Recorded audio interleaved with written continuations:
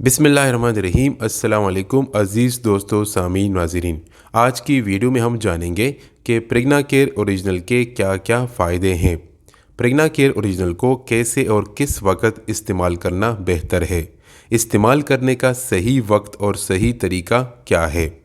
प्रेग्ना care original को हमल के कितने महीनों तक इस्तेमाल कर सकते हैं।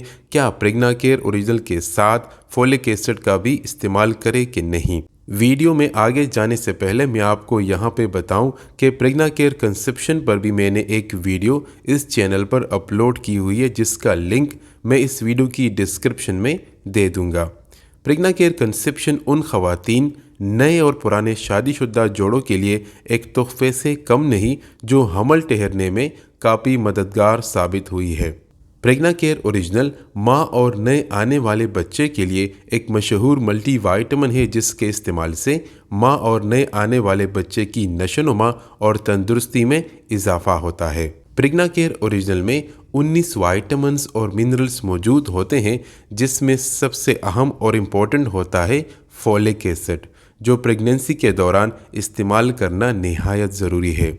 इसके अलावा प्रेग्ना केयर ओरिजिनल में विटामिन डी और जिंक सेल डिवीजन, रिप्रोडक्शन और बांझपन दूर करने में मदद करते हैं। मैग्नीशियम, आयरन और नियासिन हमल के दौरान होने वाली थकावट, कमज़ोरी और सुस्ती को दूर करते हैं। विटामिन B2 और B12 जिस्म में प्रेगनेंसी के दौरान खून की कमी को दूर करते हैं, जबकि B1 और B6 हमल के दौरान एनर्जी लेवल को ज़्यादा करता है। अब आखिर में ये है कि प्रेग्ना केयर ओरिजिनल के साथ फोलिक एसिड इस्तेमाल कर सकते हैं कि नहीं। तो इसका सिंपल जवाब है नहीं। प्रेग्ना केयर ओरिजिनल में पहले से ही फोलिक एसिड मौजूद होता है। हाँ, जिन ख़वातीन का आयरन लेवल या HB लेवल कम हो तो डॉक्टर हजरात उनको फोलिक एसिड और आयरन की सप्लीमेंट्स भी दे देते हैं, लेकिन आम तौर पर सिर्फ प्रेग्ना केयर ओरिजिनल को ही इस्तेमाल करना बेहतर है।